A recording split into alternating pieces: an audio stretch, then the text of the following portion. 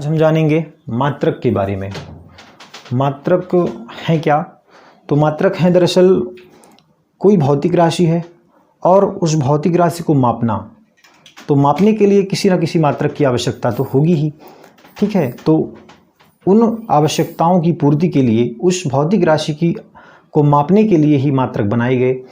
तो मात्रक क्या है? किसी भौतिक राशि के मापन के लिए, कोई भौतिक राशि है उसका मापन करेंगे तो उसके मापन के लिए जो प्रयुक्त संदर्भ मानक है उसे हम क्या कहेंगे? मात्रक कहेंगे, ठीक है। कहने का मतलब कि जो भौतिक राशि है उसको मापने के लिए हम कोई ना कोई संदर्भ मानक मान लेते हैं। जैसे लंबाई क्या है? आपकी भौतिक राशि, और हमने लंबाई को मापने के लिए क्या मान लिया? हमने लंबाई को मापने के लिए मान लिया कि मीटर। तो मीटर क्या हुआ? इसका संदर्भ मानक है। संदर्भ मानक मीन्स लंबाई को ही मापेंगे मीटर से, ठीक है, और किसी को नहीं। तो संदर्भ मानक मीटर हो गया, तो हम संदर्भ मानक मान लेते हैं। और यह संदर्भ मानक ही, जो संदर्भ मानक हमारा दिया हुआ है, यह संदर्भ मानक ही क्या कहलाएगा? मात्रक कहलाएगा, ठीक है। यह संदर्भ मानक ही मात्रक कहलाएगा। तो जो भी भौतिक राशियां हैं, चाहे वह मूल राशियां हों या तो वह व्युत्पन्न राशियां हों, उनका मापन हम करेंगे। और उनका मापन जब करेंगे तो उनका मापन हम किसी न किसी संदर्भ मानक से करेंगे और वह संदर्भ मानक आपका मात्रक कहलाएगा। ओके, जैसे हम मान लेते हैं कि कोई छड़ है ना, कोई छड़ की लंबाई है, क्या मान लेते हैं? छड़ की लंबाई है 10 मीटर। क्या मान लिया हमने कि छड़ की लंबाई 10 मीटर है। तो इसमें क्या समझ में आ रहा है कि जो भौतिक राशि लंबाई है, तो लंबाई का जो यूनिट है मीटर, लंबाई का यूनिट जो मीटर है वह संदर्भ मानक से कितनी गुनी है? संदर्भ मानक मीटर की 10 गुनी है ना। किसी छड़ की लंबाई संदर्भ मानक मीटर की 10 गुनी है। तो हम क्या करते हैं इस मापन में हम तुलना करते हैं, है ना। किसी भौतिक राशि की तुलना करते हैं उसके संदर्भ मानक से कि वह अपने संदर्भ मानक की कितनी गुनी है। हाँ, जैसे हमने कहा कि यहाँ से दिल्ली की दूरी है 700 किलोमीटर, तो हमने क्या किया? उस किलोमीटर हमने उस संदर्भ मानक किलोमीटर को हमने क्या किया? 700 से गुणा कर दिया, है ना। तो ये क्या कहलाया? संदर्भ मानक की 700 गुनी कहलाई। तो इस तरह से मात्रक है ना। मात्रक के दो प्रकार हैं, मूल मात्रक तथा व्युत्पन्न मात्रक। मूल मात्रक किसे कहेंगे? वे मात्रक मूल मात्रक कहलाएंगे जो मूल राशियों के मात्रक हैं, ठीक है। और व्युत्पन्न मात्रक वे मात्रक जो व्युत्पन्न राशियों के मात्रक हैं, व्युत्पन्न मात्रक कहलाएंगे। मूल मात्रक स्वपरिभाषित होते हैं। हमने कल भी बता चुका था कि मूल मात्रक जो होते हैं वह स्वपरिभाषित होते हैं। उनको परिभाषित करने के लिए किसी अन्य भौतिक राशियों की आवश्यकता नहीं होती है। और व्युत्पन्न राशियों को परिभाषित करने के लिए हमें अन्य मात्रकों या कह सकते हैं कि मूल मात्रकों की आवश्यकता होती है। मूल मात्रकों को और अधिक सरल पदों में विभाजित नहीं किया जा सकता, है ना। मूल मात्रक केवल और केवल 7 हैं और इनको हम और सरल मात्रकों में विभाजित नहीं कर सकते। जैसे लंबाई को हम और सरल मात्रक में कैसे विभाजित कर सकते हैं? नहीं कर सकते। व्युत्पन्न मात्रक ये मूल मात्रकों की सहायता से बनाए जाते हैं। व्युत्पन्न मात्रक जो हैं मूल मात्रकों की सहायता से बनाए जाते हैं। और मूल मात्रक एक दूसरे से पूर्णतः स्वतंत्र होते हैं, एक दूसरे पर डिपेंड नहीं करते, अपने आप में परिभाषित होते हैं। इनका आपस में कोई रिलेशन भी नहीं होता और इस तरह से ये पूर्णतः स्वतंत्र होते हैं। और व्युत्पन्न मात्रक ये मूल मात्रकों से परिभाषित होते हैं, ये मूल मात्रकों की सहायता से परिभाषित होते हैं। ओके, अब आता है मात्रकों की विशेषताएं। तो मात्रकों की विशेषताओं के बारे में, जैसा कि कोई भौतिक राशि है तो उस भौतिक राशि का हम मापन करते हैं। मापन किससे करते हैं? एक संदर्भ मानक से। और संदर्भ मानक को हमने क्या कहा? हमने संदर्भ मानक को मात्रक कहा। तो मात्रकों की कुछ ना कुछ विशेषताएं होती हैं, चाहे वह किसी भी भौतिक राशियों के मात्रक हों, तो उनमें ये विशेषताएं दी गई होती हैं। तो इन विशेषताओं के बारे में हम जानेंगे। पहली विशेषता है मात्रक की कि वह सुपरिभाषित हो। वह कैसा हो? सुपरिभाषित हो। दूसरा है वह उचित आकार या परिमाण का हो, अर्थात उसका आकार न तो बहुत बड़ा हो और ना ही बहुत छोटा हो। जैसे हमने कहा कि लंबाई का मात्रक मीटर है, तो लंबाई का मात्रक हम सेंटीमीटर भी मान सकते थे, मिलीमीटर मान सकते थे, किलोमीटर मान सकते थे, है ना। तो हमने मीटर ही क्यों माना? क्योंकि ऐसा विशेषताओं में ये सब बनाया गया कि जो मात्रक होंगे वह आकार में न तो बहुत बड़े होंगे और न ही बहुत छोटे होंगे, इसलिए लंबाई का मात्रक मीटर चुना गया, द्रव्यमान का मात्रक किलोग्राम चुना गया। तीसरा है समय तथा स्थान के साथ उसमें परिवर्तन ना हो। ठीक है, समय के साथ, जैसे कि मान लीजिए अभी हमने कहा कि 1 मीटर में 100 सेंटीमीटर होता है, तो 100 वर्ष या 10 वर्ष के बाद भी 1 मीटर में 100 सेंटीमीटर ही होना चाहिए, है ना। समय के साथ उसमें कोई परिवर्तन नहीं होना चाहिए। तथा स्थान के साथ भी ऐसा नहीं कि हमने उसको भारत में तोला, कि हमने कहा कि भाई 1 kg का 1000 ग्राम होता है, और अमेरिका हम गए तो पैमाना ही बदल गया, ऐसा नहीं होना चाहिए, है ना। स्थान के साथ उसमें परिवर्तन नहीं होना चाहिए। भौतिक कारकों जैसे ताप और दाब से वह अप्रभावित हो, है ना। ये नहीं कि हमने किसी वस्तु को टेम्परेचर दिया और टेम्परेचर देने पर वह अपना जो है तो परिमाण या आकार उसका घट या बढ़ गया, ऐसा नहीं होना चाहिए। और दाब से भी वह प्रभावित होना चाहिए। 5वां है, वह सर्वमान्य हो, सभी देशों में मान्य हो, ऐसा मात्रक होना चाहिए। और सभी स्थानों पर आसानी से पुनरुत्पादित किया जा सके, है ना। सभी स्थानों पर इसको आसानी से हम पुनरुत्पादित कर सकें। ठीक, आता है मात्रकों की पद्धतियाँ, सिस्टम ऑफ यूनिट्स। तो वैसे तो मात्रकों की 4 पद्धतियाँ प्रचलित हैं। पहले तो 3 ही पद्धतियाँ हुआ करती थी, है ना। चौथी पद्धति जब 1971 में वैज्ञानिकों ने मीटिंग करी, तो उन्होंने MKS पद्धति को परिवर्धित रूप दे करके और एक नया नाम MKS का रख दिया, SI पद्धति, है ना। तो पहले मुख्य तौर पर 3 पद्धतियाँ ही थी। तो चलिए हम देखते हैं कि पहली पद्धति है मात्रकों की CGS पद्धति, है ना, जिसको सिस्टम भी कहते हैं, CGS सिस्टम।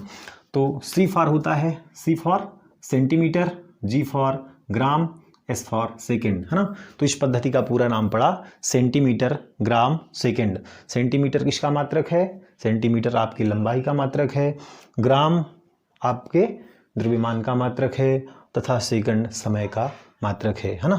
इस प्रकार CGS पद्धति का नाम दिया गया, सेंटीमीटर ग्राम सेकेंड को CGS कहा गया। इसे हम क्या कहते हैं? इसे मीट्रिक या दाशमिक पद्धति भी कहते हैं। मीट्रिक या दाशमिक पद्धति भी इस CGS पद्धति को कहा जाता है, मीट्रिक या दाशमिक पद्धति। तो मीट्रिक या दाशमिक पद्धति हम उसे कहते हैं जिसे के अपवर्त्य तथा अपवर्तक 10 की घातों में लिखे जा सकें। जैसे हमने लिखा 1 किलोमीटर, है ना, तो 1 किलोमीटर को हम कितना लिख सकते हैं? 1000 मीटर, है ना। 1000 मीटर में 1 किलोमीटर होता है, तो हम 1000 मीटर को क्या लिख सकते हैं? 10 गुना 10 गुना 10 मीटर, कहने का मतलब कि 10 की पावर 3 मीटर, है ना। तो इसको 10 की घातों में व्यक्त किया जा सके, ऐसी पद्धति को हम दाशमिक पद्धति कहते हैं। तो और दूसरी पद्धति है FPS पद्धति। F मीन्स फुट, फुट किसका मात्रक? लंबाई का मात्रक। P मीन्स पाउंड, पाउंड किसका मात्रक? द्रव्यमान का मात्रक। S मीन्स सेकेंड, सेकेंड किसका मात्रक? समय का मात्रक, है ना। तो इस प्रकार लंबाई, द्रव्यमान और समय को मापने के लिए दूसरी पद्धति बनाई गई, FPS पद्धति। और ये पद्धति ब्रिटिश लोग ज़्यादातर यूज़ किया करते थे, है ना। ब्रिटिश लोग जहाँ जहाँ भी शासन किए हैं, उन्होंने FPS पद्धति को ही ज़्यादातर अपनाया है ना। वहाँ जिस देशों में भी गए हैं तो वहाँ FPS पद्धति उन्होंने ज़्यादातर यूज़ किया। थर्ड है MKS पद्धति। MKS पद्धति, तो इसमें आपके द्रव्यमान का मात्रक मीटर है, M फॉर मीटर, और आपकी लंबाई का मात्रक मीटर है और द्रव्यमान का मात्रक किलोग्राम है, तथा समय का मात्रक सेकंड है। तो इस प्रकार MKS पद्धति बना, है ना, मीटर किलोग्राम सेकंड पद्धति। अब जो तीसरी पद्धति थी MKS पद्धति, तो इस तीसरी पद्धति के बाद जो चौथी पद्धति SI सिस्टम बनाई गई, तो SI सिस्टम जिसका कि full form international system of units है, मतलब मात्रकों की अंतर्राष्ट्रीय पद्धतियां, है ना। इसमें है कुछ नहीं, ये केवल MKS पद्धति का ही परिवर्धित रूप है, थोड़ा बड़ा हुआ रूप है ना।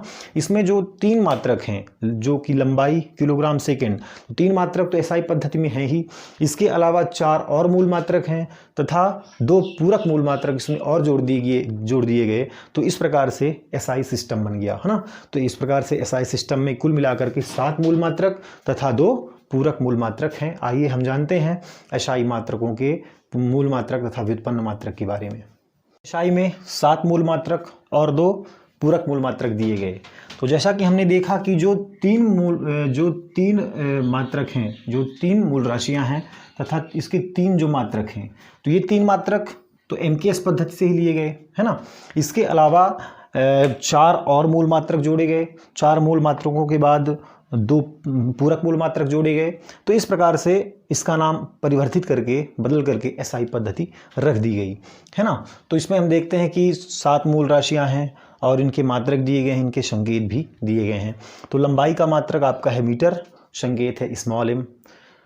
दूसरी मूल राशि है द्रव्यमान, द्रव्यमान का मात्रक है किलोग्राम, संकेत है स्मॉल kg। मूल राशि समय, समय का मात्रक है सेकंड, संकेत है स्मॉल s। ताप, ताप का मात्रक केल्विन और इसका संकेत कैपिटल K। विद्युत धारा का मात्रक एम्पियर, संकेत होगा कैपिटल A। ज्योति तीव्रता का मात्रक कैंडेला, संकेत होगा स्मॉल cd। पदार्थ की मात्रा का मात्रक मोल, संकेत होगा स्मॉल mol। और जो दो पूरक मूल मात्रक हैं, समतल कोण का मात्रक है रेडियन, संकेत है स्मॉल rad। घन कोण का मात्रक है स्टेरेडियन, संकेत है स्मॉल sr। ठीक है, तो ये हो गया क्या, मूल राशियां तथा मूल राशियों के संकेत हो गए, है ना। अब इसमें एक चीज़ नोटिस करना है हमें, इनमें 2-4 बातें हैं जो कि हमेशा ध्यान में रखनी ही है हमें। तो पहली ये कि जो भी मात्रकों के संकेत हैं, तो इन मात्रकों के संकेतों को हमेशा स्मॉल लेटर से ही लिखना चाहिए, है ना। लेकिन हमने देखा कि स्मॉल लेटर तो हैं, लेकिन 2 को छोड़कर, जो कि केल्विन का संकेत है और एम्पियर का जो संकेत है, ये स्मॉल ना होकर के कैपिटल लेटर से है ना। तो जो भी संकेत होंगे मूल राशियों के, वे सब क्या होंगे, स्मॉल लेटर में होंगे। लेकिन जो कैपिटल लेटर पे हैं, है ना, तो कैपिटल लेटर पे वही संकेत होंगे जिनका मात्रक उनके वैज्ञानिकों के नाम पर पड़ा, है ना। जो साइंटिस्टों के नाम पर पड़ा, तो उनके मात्रक क्या होंगे, कैपिटल होंगे, है ना। बाकी सब स्मॉल होंगे। तो बात याद रखनी है, जहाँ पे हमने कैपिटल संकेत देखना है, वहाँ पे हमें समझ जाना है कि ये साइंटिस्टों के नाम पर मात्रक रखा हुआ है। दूसरी बात, कोई भी संकेत लिखते समय, जैसे हमने लिखा कि क्वांटिटी लिखी हमने कि 4 किलोग्राम, है ना, तो हमेशा इसको लिखने के बाद या तो हमें कोई इसको बहुवचन नहीं लिखना है, प्लूरल नहीं बनाना है, या हम ऐसा नहीं लिख सकते कि 4 kgs, है ना, ये रॉन्ग भी होगा आपके लिखने का। या फिर 4 kg हमने लिखा, इसके बाद हमने या तो फुल स्टॉप लगाया, हमने कॉमा लगा दिया, है ना, तो ये भी रॉन्ग भी होगा। ठीक है, तो राइट क्या है, केवल 4 kg, है ना, 4 मीटर, ठीक, 4 एम्पियर, है ना, ऐसा लिखना है। ठीक है, मतलब ठीक है, ऐसा नहीं करना है, ठीक, एम्पियर, ओके ए, ठीक। और दूसरी बात क्या ध्यान में रखनी है, संकेतों को और मात्रकों का पूरा नाम लिखेंगे जब, ठीक है, जब मात्रकों का हम पूरा नाम लिखेंगे तो अंग्रेजी में लिखते समय समस्त अक्षर छोटे होने चाहिए, है ना। जैसे फिर हम एम्पियर ही लिखेंगे तो इसको किससे लिखेंगे, इसको कैपिटल से नहीं लिखना है, फिर इसको एम्पियर, है ना, इसको स्मॉल से लिखेंगे जब पूरा लिखना होगा। मीटर तो स्मॉल से शुरू हुई है ना। इस प्रकार से जो भी राशियां होंगी ये सब हमें ध्यान में रखना है, और ये गलतियां हमें नहीं करनी है। हमें मात्रक का संकेत लिखते समय हमको उसे बहुवचन नहीं बनाना है, उसमें कॉमा नहीं लगाना है, और जहाँ पे कैपिटल लेटर है समझना है कि उसके संकेत वैज्ञानिकों के नाम पर हैं। और पूरा राइटिंग करते समय, है ना, पूरा स्पेलिंग राइट करते समय हमको स्मॉल लेटर से ही शुरू करना है। ठीक है, तो आज के लिए इतना ही। ठीक, धन्यवाद।